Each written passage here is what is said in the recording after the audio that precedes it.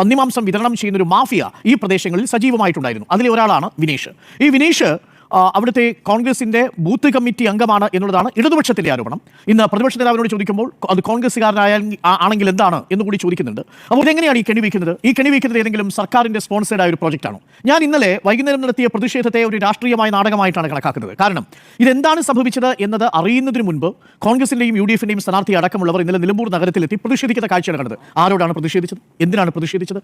എന്നിട്ട് ആദ്യത്തെ വാചകം, ഞാൻ വാർത്ത വായിച്ചുകൊണ്ടിരിക്കുമ്പോഴാണ് ആര്യാടൻ ഷൗക്കത്ത് ആദ്യത്തെ വാചകം പറയുന്നത്, ഇതൊരു സർക്കാർ സ്പോൺസേഡ് കൊലപാതകമാണ് എന്നാണ് പറഞ്ഞത്. ഇത് യഥാർത്ഥത്തിൽ ഒരു സർക്കാർ സ്പോൺസേഡ് കൊലപാതകമാണോ? അല്ല. അതുകൊണ്ടാണ് ഞാൻ പറഞ്ഞത് വന്യജീവി സംഘർഷത്തെയും അതിനെ തുടർന്നുണ്ടാവുന്ന കൊലപാതകത്തെയും മറ്റൊന്നായിട്ടും തന്നെ കാണണം. ഈ വിഷയത്തെ വ്യത്യസ്തമായി തന്നെ കാണണം എന്നാണ് എന്റെ നിലപാട്.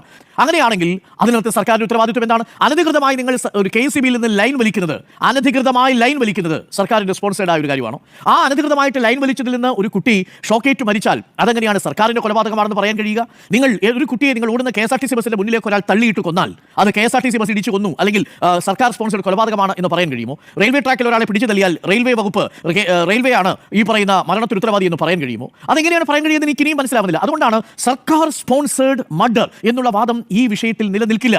ആ വിഷയം വളരെ പെട്ടെന്ന് തന്നെ വൈകാരികമായി കത്തിക്കാനാണ് അവിടെ ശ്രമിച്ചത് എന്നുള്ളതാണ് നിർഭാഗ്യകരമായ കാര്യം.